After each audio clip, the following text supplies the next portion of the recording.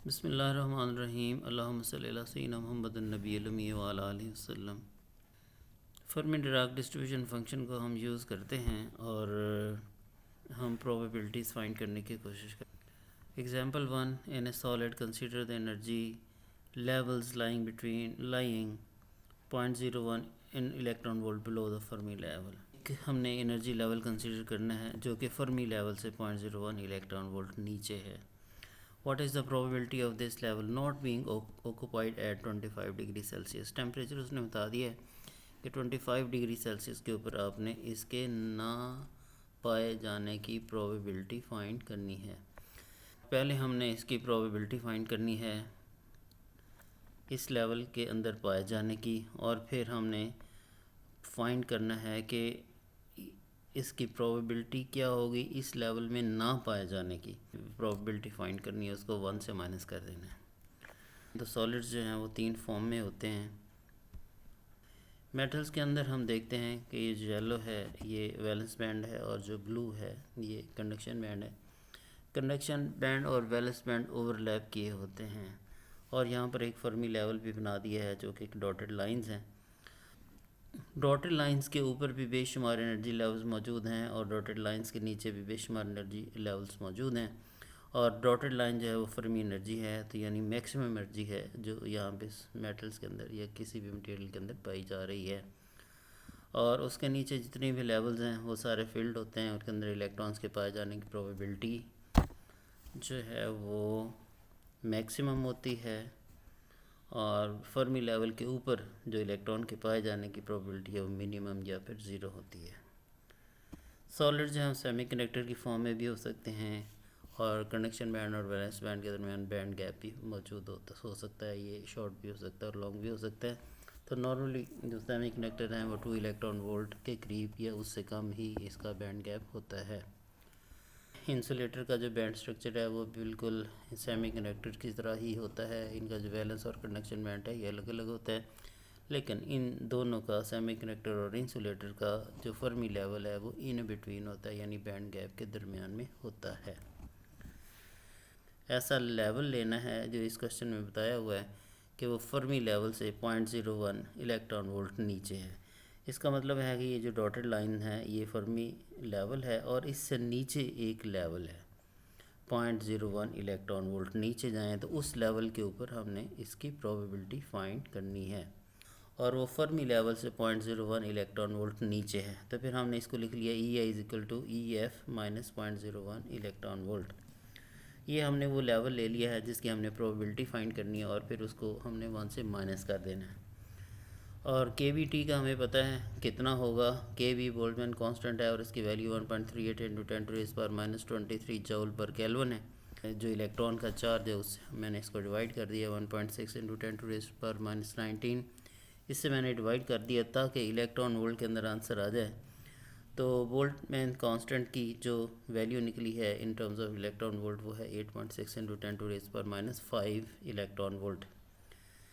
Temperature उसने दिया था 25 डिग्री सेल्सियस और इसके अंदर 273 मैंने ऐड कर दिया ताकि ये गैलन में आ जाए, ताकि ये ऐसे सिस्टम में आ जाए। सो KBT की वैल्यू को मैंने KB और T से मल्टीप्लाई कर दिया तो मेरे पास आ गया 0.026 electron volt. Fermi-Dirac distribution function अब मैंने इसके ऊपर लगा के प्रोबेबिलिटी फाइंड करनी है और फिर इसका जो रिक्वायर्ड आंसर है वो मैंने हासिल करना है।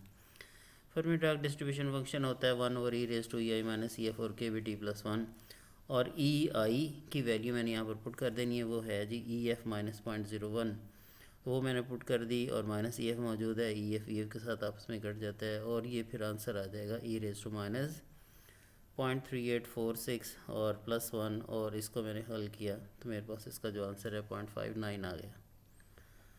क्वेश्चन में था ये तो इलेक्ट्रॉन के फाइंड करने की प्रोबेबिलिटी है 59% है, और ना फाइंड करने की प्रोबेबिलिटी जो है वो हो जाएगा 1 से मैं इसको माइनस कर देता हूँ, 1 से माइनस किया तो ये आ जाएगा 0.405। एक और एग्जांपल ले लेते हैं, इसके ऊपर भी हम फर्मी-डिराक डिस्ट्रीब्यूशन फंक्शन हम लगाते हैं और ये कहता है जी calculate the probability of an electronic state to be occupied at 20 degree Celsius if the energy states lies 0.11 electron volt above and 0.11 electron volt below the Fermi level. इसमें temperature दे दिया, चेंज कर दिया पहले से, यहाँ पर 20 डिग्री सेल्सियस है और इसका मैंने KBT निकाल लिया। और KBT वही है, KB की वैल्यू जो इलेक्ट्रॉन वोल्ट के अंदर है वो 8.6 × 10⁻⁵ है। 20 डिग्री सेल्सियस को मैंने केल्विन के अंदर चेंज कर लिया, 293 हो गया, मल्टीप्लाई कर दिया, मेरे पास आंसर आ गया 0.025 इलेक्ट्रॉन वोल्ट। अब उसने दो एनर्जी लेवल हमें बताए हैं, एक है जी 0.11 बिलो और एक है जी 0.11 अबव द फर्मी लेवल। तो वो लेवल जो फर्मी लेवल से ऊंचा है उसकी जो एनर्जी है वो EI वो हो जाएगी EF + 0.11। तो ये EI की वैल्यू मेरे पास आ गई है। फर्मी ड्राग डिस्ट्रीब्यूशन फंक्शन को मैंने एज इट इज़ लिख लिया, जो इसकी स्टैंडर्ड इक्वेशन है। यहाँ पर EI की जगह मैंने पुट कर दिया EF + 0.11। तो यहाँ मैंने देखा EF के साथ EF कट गया और ये इसको सिंप्लीफाई करने के बाद इसका जो आंसर है वो मैं यहाँ पर गेट कर सकता हूँ। इसी तरह मैंने उस एनर्जी स्टेट की प्रोबेबिलिटी फाइंड करनी है जो कि 0.11 electron volt below the Fermi level है। तो यहाँ से EI की जो वैल्यू है वो EF - 0.11 है। फर्मी ड्राग डिस्ट्रीब्यूशन फंक्शन का वही स्टैंडर्ड फार्मूला जो है वो मैंने लिख लिया और यहाँ पर EI की वैल्यू को रिप्लेस कर दिया मैंने EF - 0.11। यहाँ पे मैंने देखा EF जो है आपस में कट रहा है, तो इसको मैंने सिंप्लीफाई कर दिया, तो e⁻⁻ 0.11 ओवर 0.025 + 1। इसको जब आप हल करेंगे तो यू विल गेट आंसर।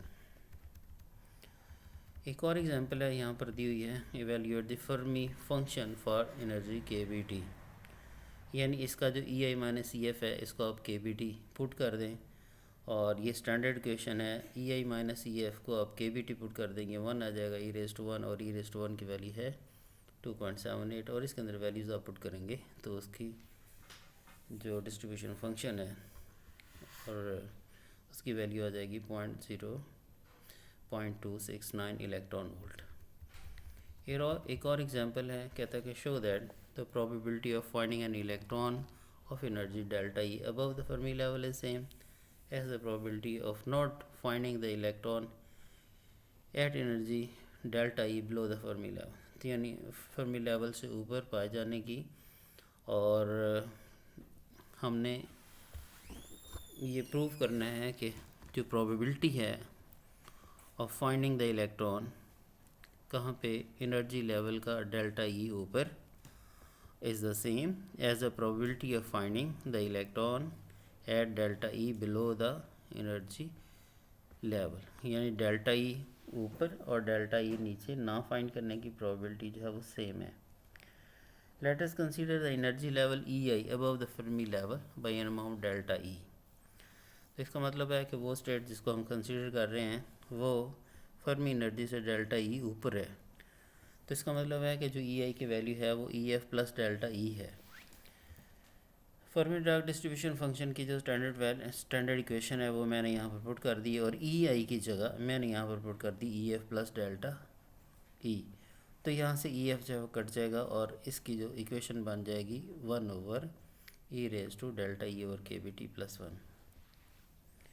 ये क्या चीज़ है, ये है the probability of finding the electron delta E above the Fermi level. अब हमने know the energy level E1 is below the Fermi level. Fermi level से नीचे है EI, या E1 या EI कह दें, E1 कह दें। तो EI जो है वो फर्मी लेवल से कम है, लिहाजा मैं इसको पुट कर दिया, मैंने इसको पुट कर दिया EI = EF - डेल्टा E। तो यहाँ पे मैंने इस लेवल की प्रोबेबिलिटी फाइंड करनी है फॉर फाइंडिंग द इलेक्ट्रॉन। तो वो मेरे पास उसका जो एक फार्मूला है वो है जी फर्मी ड्राग डिस्ट्रीब्यूशन फंक्शन, और ना पाए जाने की प्रोबेबिलिटी 1 माइनस हो जाएगा। तो मैंने किया 1 माइनस, और ये फर्मी ड्राग डिस्ट्रीब्यूशन फंक्शन है 1 ओवर e⁻⁻ EF और KBT + 1। तो यहाँ पर मैंने EI की वैल्यू जो है वो पुट कर दी है EF - डेल्टा E, और यहाँ पर मैंने देखा कि जो EF है वो कट जाएगा और मेरे पास रह जाएगा 1 minus 1 over E raise to minus E over के वी टी प्लस 1। अब मेरे पास ये दो टर्म्स हैं, मैंने इसका एलसीएम ले लिया, तो इसका जो एलसीएम है वो E raise to minus E raise to minus E over के वी टी प्लस 1, और ये ऊपर जाके इससे 1 से मल्टीप्लाई होगा, यही टर्म आ जाएगी E raise to minus E over के वी टी प्लस 1, यही ऊपर आ जाएगा, और -1 जो है वो आ जाएगा, तो 1 और 1 आपस में कट जाएंगे, तो हमारे पास ये टर्म आ जाएगी। मैंने अगली दफ़ा किया कि यही जो ऊपर नोमिनेटर के अंदर टर्म थी वो नीचे आके इसको डिवाइड कर दे, तो जब ये पहले को डिवाइड करेगा तो आंसर यहाँ पर 1 आ जाएगा, और जब ये इसको डिवाइड करेगा तो 1 over E raise to minus E over के वी टी, तो ये रिवर्स होकर ऊपर होकर हो जाएगा E raise to 1 plus E raise to delta E over के वी टी। तो ये देखें दोनों का जो आंसर है वो सेम है कि energy delta E Fermi level से ऊपर जो प्रोबेबिलिटी है, और वही प्रोबेबिलिटी होगी ना पाए जाने की, वही energy below the Fermi level same energy. तो सेम एनर्जी के ऊपर हमने ये देखा कि दोनों की प्रोबेबिलिटी जो है वो फाइंड करने की और ना फाइंड करने की एक जैसी है। Thank you very much.